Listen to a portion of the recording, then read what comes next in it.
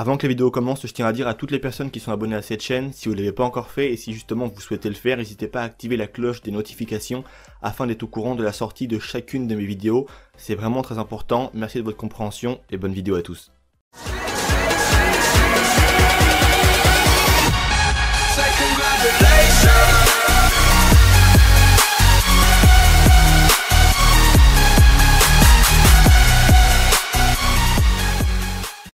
Yo les gars, vous allez bien ou quoi? On se retrouve pour une toute nouvelle vidéo aujourd'hui d'informations concernant Red Dead Redemption 2. Cette fois-ci, c'est bel et bien de l'officiel. C'est tombé maintenant il y a de cela quelques heures sur le Twitter officiel de Rockstar Games. Il nous présente justement certaines des villes que l'on va pouvoir arpenter tout au long de l'histoire du jeu et c'est vraiment super cool.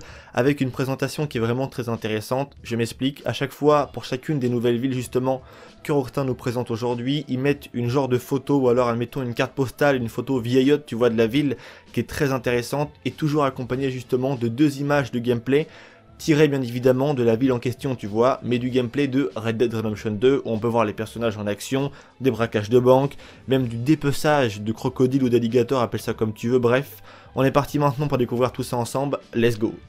On est parti, on commence directement avec la première ville qui s'appelle Valentine. On peut déjà commencer par voir cette image, comme je vous en parlais maintenant il y a de cela quelques petites secondes, avec un style ancien. On peut voir que l'image a été passée un peu par le temps, soit une vieille photo ou une très vieille carte postale, vous m'avez compris, avec un style très ancien. Et j'adore tout particulièrement ce genre d'univers et ce que Rockstar justement font dans cette campagne promotionnelle du jeu, puisque c'est encore le cas, hein. C'est encore aussi d'une part de nouvelles informations pour les fans du jeu et ceux qui l'attendent, mais aussi justement une manière comme une autre d'en attirer de plus en plus en laissant passer de nouvelles informations et de faire parler du jeu, puisque c'est ça qui va ramener bien évidemment un maximum de personnes en fin de compte à acheter le jeu.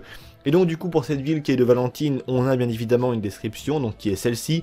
Une ville bruyante et rugueuse dans les Heartlands, les ventes aux enchères du bétail de Valentine attirent les commerçants, les éleveurs, les cow-boys, les joueurs, les hors-la-loi et les prostituées de tout horizon. Voici donc la description qui accompagne cette ville, et on a bien évidemment, comme j'ai dit auparavant également, deux images qui sont celles-ci. On a cette première où on peut voir Dutch van der Linde, parce que à chaque fois je disais mal le nom, je disais Dutch van der Line et c'est Dutch van der Linde apparemment, donc je m'en excuse pour ces petits lapsus que j'ai fait en rapport avec le nom de famille de Dutch. Et on a également aussi cette fille que l'on connaît bien maintenant et Arthur Morgan qui sont, j'imagine, en train de faire un braquage ou quelque chose comme ça, ou un règlement de compte, quelque chose qui a un lien bien évidemment avec l'univers du gang. Et on a cette seconde image où on voit Arthur Morgan en train de tirer un coup de feu en l'air dans ce que j'imagine étant comme une banque ou un magasin, quelque chose de probable comme ça. Bref, je pense qu'il est en train de braquer puisqu'il a justement ce petit bandana autour du visage, comme c'était déjà aussi le cas à l'époque dans Red Dead Redemption 1, histoire de ne pas vraiment se faire repérer entre guillemets. On passe maintenant à la seconde ville. Voici maintenant la présentation de la ville qui s'appelle Annesburg, qui est une ville justement minière apparemment, avec une description qui est celle-ci que j'accompagne, où ils nous disent: la vie n'est pas facile pour les mineurs et leurs familles à Annesburg qui fournit du charbon sur la rivière Lanetche, je ne sais absolument pas du tout comment ça se prononce, depuis près d'un siècle. Les conditions de travail sont terribles pour peu de salaire et de nombreux hommes ont perdu la vie dans la fosse.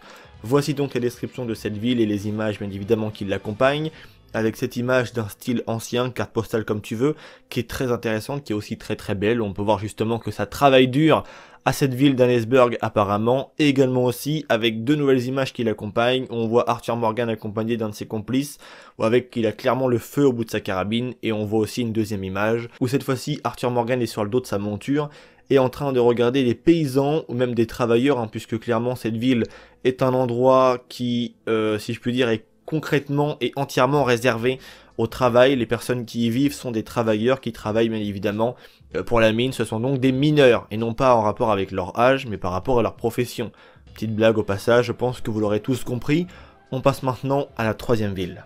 Passons maintenant à Saint-Denis avec cette ville assez grande, avec également aussi on peut voir un petit tramway sur le côté. C'est une ville vraiment très badass avec cette énorme statue de ce bonhomme. Je ne sais absolument pas qui est représenté sur justement cette statue. En tout cas la ville semble vraiment très grande et ça fait quand même vraiment plaisir de voir ce genre de paysage, puisque ma foi, en tout cas dans l'univers de Red Dead Redemption 1 premier du nom, on n'avait pas vraiment, à part la ville de Blackwater, on n'avait pas vraiment de très grandes villes comme ça avec des bâtiments vraiment énormes. Je dois dire que les villes étaient assez simplistes entre guillemets. On avait, ouais, tout particulièrement Blackwater qui était la ville certainement la plus grande et technologiquement parlant, celle qui était la plus avancée si je puis dire, avec des bâtiments gigantesques, beaucoup de magasins, du commerce, tout ce que tu veux. Mais cette ville-là s'annonce en tout cas très intéressante en ce qui concerne le commerce, le fait justement de pouvoir se balader, le tramway également, donc aussi la technologie avance. Et on peut voir que je pense que cette image, en tout cas, est très certainement réservée à l'une des périodes du jeu, puisqu'au tout début, je pense que ça va commencer avec, entre guillemets, les moyens du bord, les premières choses, et au fur et à mesure du temps, ça va avancer bien évidemment dans le gameplay.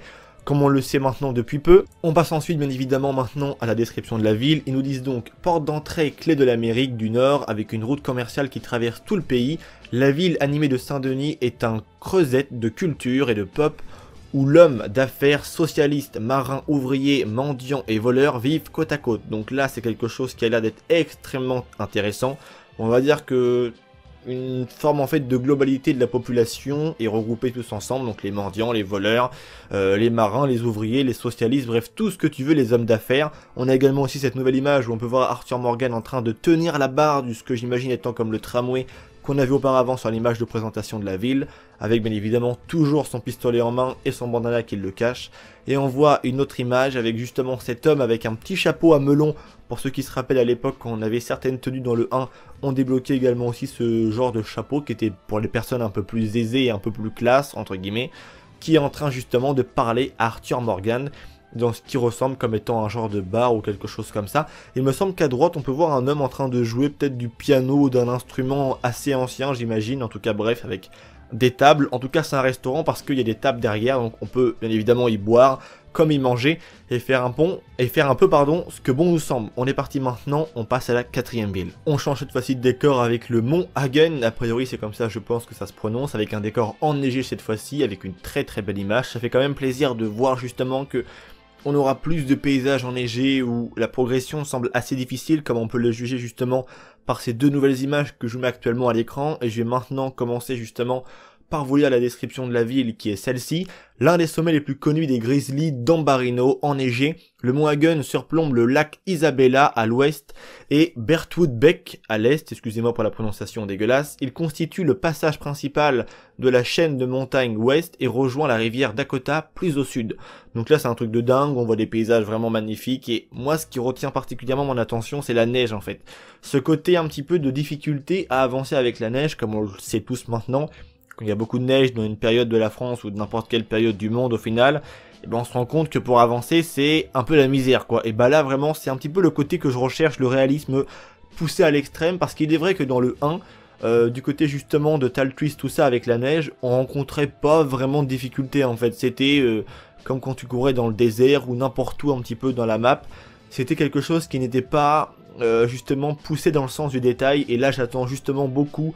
Parce que moi en fait je suis quelqu'un qui suis à l'affût vraiment du moindre délire de réalisme possible, de voir si est-ce que dans la vie de tous les jours justement ça pourrait être possible qu'il se passe ça comme dans le jeu, ou est-ce que justement Rockstar ont tendance, comme c'est le cas dans GTA V avec certaines choses, à faire des choses qui sont dans la vie de tous les jours bien évidemment irréalisables, c'est le cas de le dire. On verra ce que ça va donner pour ce jeu justement et voir ce que Rockstar nous propose. On passe maintenant à la 5e ville les potes, c'est parti. On passe maintenant à la ville qui s'intitule Rhodes, ou Rhodes, appelez ça comme vous voulez, donc avec une description qui est celle-ci. À première vue, les tensions et les corruptions sont profondes dans la ville de Rhodes, dans le sud du pays, qui a été pendant des années prise entre deux feux par les Brayman et les Grays, deux familles de planteurs de guerre. Voici donc un peu le décor que Rockstar pose avec cette nouvelle ville. On a également aussi cette image où on peut voir Arthur Morgan en train, comme c'est le cas et ce qu'il fait tout le temps, il passe la majeure partie de son temps à faire ça, il est en train de braquer. Et on voit également aussi justement le nom de la ville qui se reflète et qui est justement présent, inscrit un peu en couleur dorée sur justement le genre de guichet en fait de la banque, bien évidemment j'imagine. Et on a cette deuxième image avec Arthur Morgan et toutes les personnes un peu du gang. Je vais pas citer les blasts parce que je me rappelle plus trop et ça pourrait prendre du temps, mais voilà, il marche dans une petite ville. On voit que c'est pas vraiment une grande ville parce que le terrain sur lequel il marche c'est plus un petit peu de la terre battue, tu vois, c'est de la terre tassée à force de passage. C'est pas une grande ville justement comme celle de Saint-Denis et on peut voir des maisons derrière. Et on voit également aussi en arrière-plan une statue qui est présente sur justement du côté de l'épaule droit, enfin à notre gauche, à nous à l'image, de Arthur Morgan. On passe maintenant à la 6e ville, si je dis pas de bêtises. Voici venir maintenant la ville de Strawberry, qui est une ville qui est très intéressante puisque j'adore justement l'univers avec la forêt derrière, le bois, les grands pins énormes. Donc je parle des pins, pas du pain que tu manges, mais les pins, les arbres bien évidemment. Donc ça c'est le genre justement de ville qui m'intéresse tout particulièrement parce que je suis extrêmement friand de ce genre d'univers et de ce genre d'endroit avec la boue un peu partout, tu vois. Je kiffe en fait ce genre d'endroit et c'est vraiment un délire tout particulier pour moi de voir justement ce genre d'image. Ça m'intéresse bien plus en comparaison par exemple avec une ville comme Saint-Denis. J'aime bien aussi le style, mais là, le thème un peu campagnard, tu vois, le délire de la vraie forêt, la vraie nature bestiale un peu, ça je kiffe tout particulièrement. Et j'ai hâte de voir les monstres que l'on pourra rencontrer dans ce genre de bois. Donc ils nous disent, Strawberry était un peu plus qu'une petite ville forestière, jusqu'à l'arrivée de son nouveau maire, un excentrique de la côte Est, qui est obsédé par le fait de la transformer en un phare culturel pour les touristes fortunés aux grandes dames des habitants. Donc cette ville risque d'être un peu bousculée et j'imagine, en tout cas selon moi, l'activité première de la ville, puisque c'est une ville forestière, je pense que ça va être le bois, donc tout ce qui est justement un peu la déforestation, le fait de couper des arbres, tout ce que tu veux, bref. Enfin, c'est pas de la déforestation, mais c'est plus en fait le travail du bois, si tu vois ce que je veux dire. La déforestation, excusez-moi, j'en parlais justement dans l'une de mes dernières vidéos, si ce n'est d'ailleurs que ma dernière vidéo en date dans GTA V, la déforestation. Pour toutes les personnes que ça intéresse, n'hésitez pas justement à aller voir ça, et je vous la mettrai dans le petit i en haut à droite qui s'affiche maintenant sur votre écran. On passe maintenant à la 7ème ville, c'est parti les potes. Voici venir maintenant la toute dernière ville, en tout cas si on peut vraiment appeler ça une ville, plutôt le dernier endroit puisque ça semble être vraiment tout petit. Donc ça se nomme Lagrasse ou Lagra ou appelez ça comme vous voulez, bref. Mais en tout cas moi, selon moi, avec mon anglais très français, je lis Lagrasse, mais bon bref. Ils nous disent donc, avec d'ailleurs cette image que je vous mets à l'écran de présentation, avec un genre d'endroit marécageux comme ça, c'est magnifique. Et surtout la dernière image que je veux absolument en parler avec vous parce que c'est un truc que j'attends énormément aussi, la chasse. On va y revenir maintenant dans quelques petites secondes. Donc voici venir maintenant la description. Ils nous disent un petit village isolé dans les marécages de Bayounois. Les Moines, les habitants de Lagrasse vivent pour la plupart de toute autonomie, faisant un peu d'argent ici et là à partir de la pêche et servant de guide aux voyageurs souhaitant naviguer dans la région. Donc vous avez compris, le truc qui est très intéressant, c'est qu'il est dit les habitants de Lagrasse vivent pour la plupart de toute autonomie. Ça veut dire que voilà, ils ne sont pas dépendants de entre guillemets du monde un peu plus civilisé. Tu vois, ils sont là, ils font leur nourriture eux-mêmes, ils chassent tranquillement, ils pêchent. Enfin voilà, ils font tout de leurs mains et ce délire vraiment d'un petit peu de vie ancienne m'attire tout particulièrement et c'est pour ça en fait que je suis fan de Red Dead Redemption 2 parce que en soi le côté cowboy, je ne suis pas extrêmement fan de ce délire là mais tout ce qui est décor, l'atmosphère, la vie que c'était à l'époque, le fait de découvrir également aussi quelque chose au travers d'un jeu vidéo, un univers qui est pas vraiment aussi particulier par exemple qu'un GTA V ou que n'importe quel autre jeu, la guerre ou ce que tu veux. Là, c'est vraiment un délire qui est waouh, c'est vraiment quelque chose de dingue.